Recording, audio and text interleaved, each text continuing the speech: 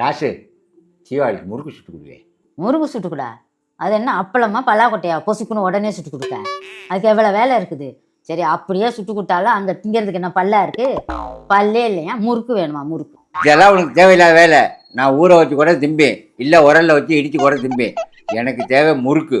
செஞ்சு கொடுக்கு இருக்கு இல்லை உனக்கு இருக்கு.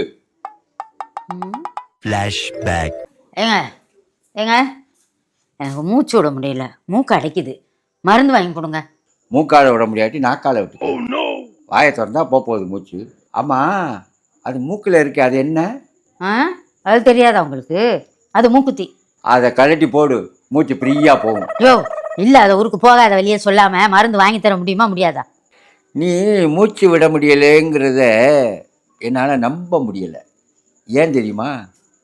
ஒரு பாட்டு பாடிக்காது தெரியுமா? மூக்குத்தி பூ மேலே காத்து உட்கார்ந்து பேசுதம்மா.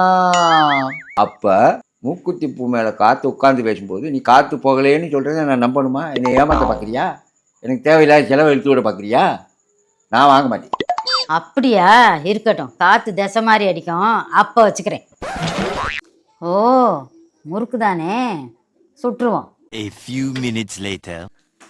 இந்தாங்க முறுக்கு. என்னங்க இது? முறுக்கு கேட்டால் அப்படி நெருப்பில் கருக்கி கொண்டாந்துருக்க. ஜோ நீங்கள் என்ன கேட்டீங்க? முறுக்கு சுட்டுத்தான் தானே கேட்டீங்க? சுட்டு கொடுக்குறதுனா இப்படி நெருப்பில் சுடுறது இல்லை, எண்ணெயில் சுடணும். அப்போ முறுக்கு புளிஞ்சு கொடு இல்லைன்னா செஞ்சு கொடுன்னு சொல்லியிருக்கணும். சுட்டு கொடுன்னு சொன்னீங்கல்ல, அதான் நான் சுட்டேன்.